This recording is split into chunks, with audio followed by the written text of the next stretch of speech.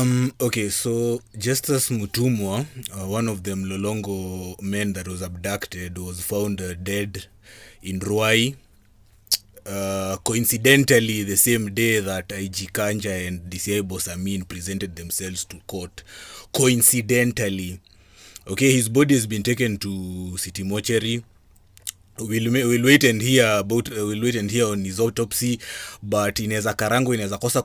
You know something, you Kenyans are pretending you're busy going to work, you're busy going to school, you're busy doing all this country is on the fast track to collapse.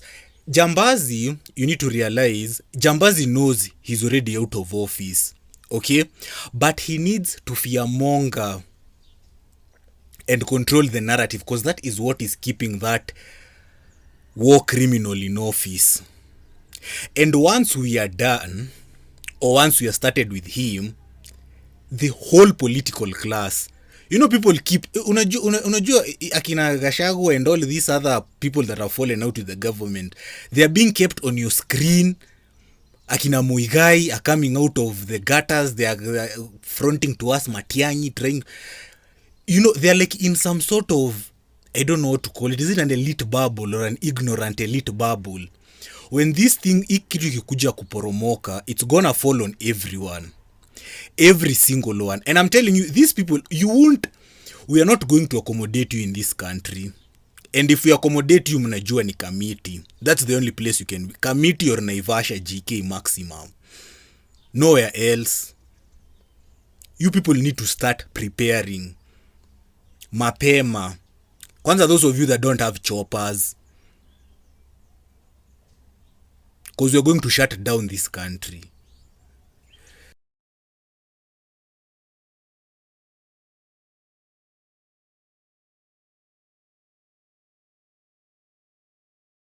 Four men were abducted in Mlolongo in December last year.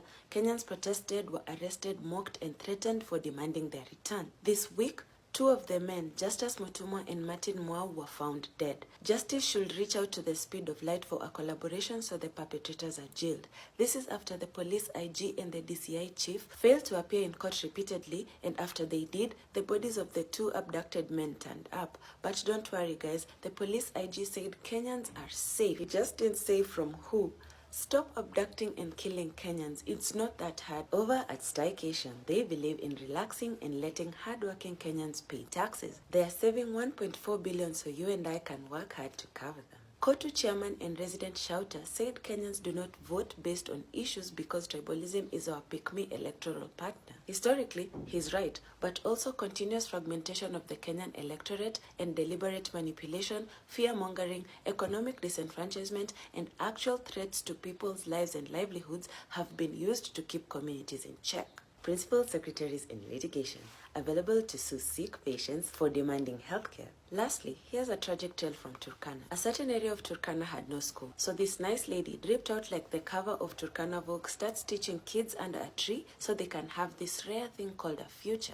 The county government added zero dash of care the entire time, so a comedian sees this story, builds a classroom for the kids. The county government sees this and destroys the classroom because it didn't follow the proper construction guidelines. So construction guidelines 1, students and their futures paid in dust. This is an example of how state violence is relentless. Schools did not have capitation until yesterday, which is 3 weeks after they opened. The Ministry of Education has dentally been on record saying they haven't built enough classrooms. Some areas are underserved and have no schools, like that area in Turkana. School principals have been on a barter trade begging to with vendors and suppliers so they can feed students and facilitate learning.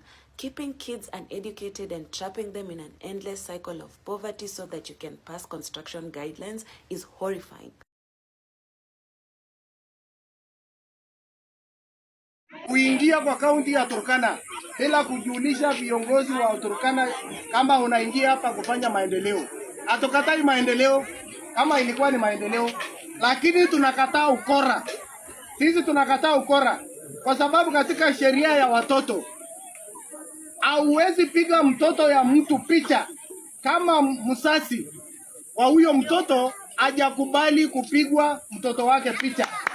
Sisi tunalaani Hayo mambo ambayo Eric Omondi alifanya kwa watoto wetu ni mzuri. Kutoa msaada ndio inakubalika, lakini utoe kwa njia ambayo inahusisha kila mtu.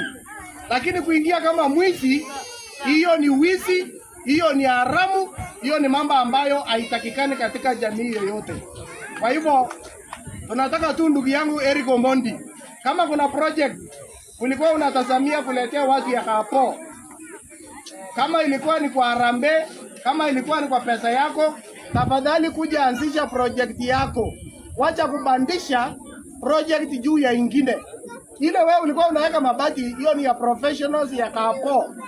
Ndio walifanya hiyo darasa wakiongoja mpango yao wenyewe. Kwa hivyo tungekuomba tu kwa heshima, kuja tu uanze project yako polepole umalizie, lakini si kuweka kubandika juu ya ingine. Kwa hivyo ni hayo tu, na Mungu awabariki. Ejogodoi kutoka alama hapo.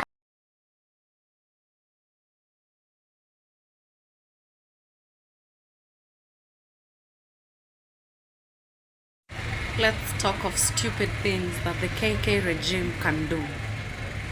Munaendaje kubomoa shule just because Eric Omondi built it? Ati hawakufuata sheria. Sheria gani?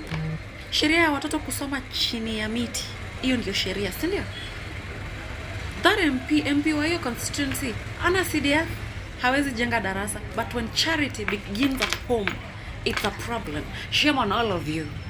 Shame on all of you.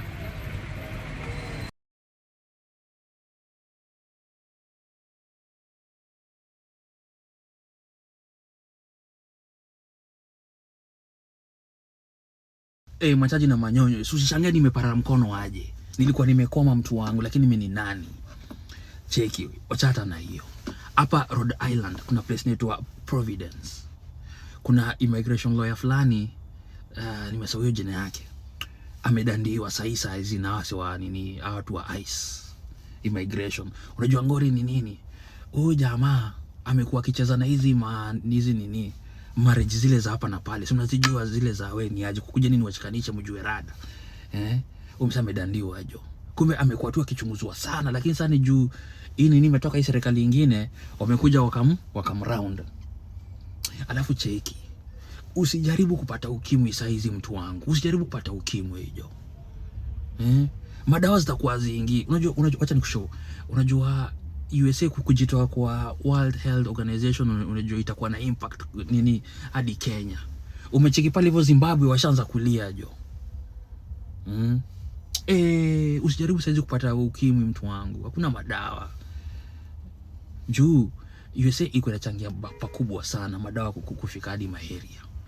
Alafu hawa nini akina nini LGBTQ, unajua mtaa wamekuwa wanapata funding kutoka USA. Unasikia mimi nilele mimi nini funding walikuwa wanapatiwa kitu mtu wangu. Kwanza pale vo Halingam napajua hiyo zabe. Hiyo funding sasa hakuna jo.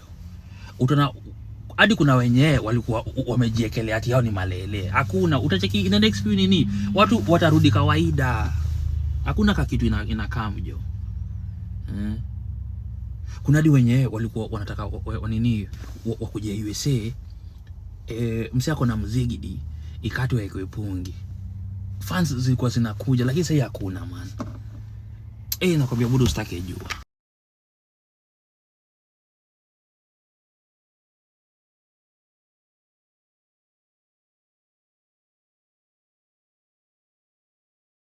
President William Ruto, you will continue hiring PR organizations to clean your name, but you can't clean it if your own mouth is smearing dirt on it.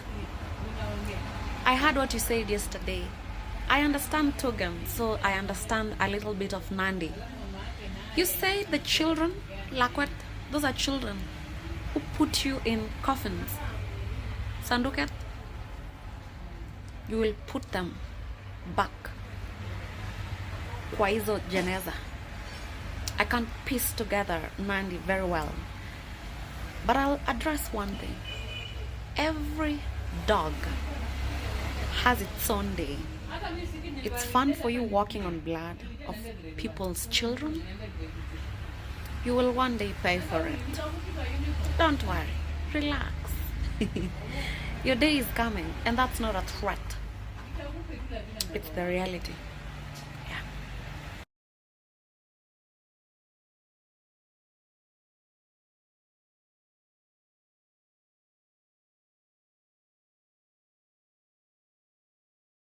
Kizza Besigye was abducted in Kenya. He's been the main opposition leader for quite a long time. He's dared President Museveni by running several times when no one else could. And it's so sad that he could be here in Kenya, get arrested in Kenya, and then be jailed in Uganda. And yet we scream here every other day that we are a democracy as Kenya. Uganda is a democracy. You know, all these countries scream out of democracy. Besigye's wife, Winnie Nyaminya, wrote on a statement on Twitter, or X as is commonly called, and said, "I request the government of Uganda to release my husband, Dr. Kizza Besigye, from where he is being held immediately. He was kidnapped last Saturday while he was in Nairobi for where he was attending Honorable Mother Karua's book launch." Mother Karua has criticized the arrest and has asked both President Museveni and President Ruto to come out clean on the safety and whereabouts of Kizza Besigye.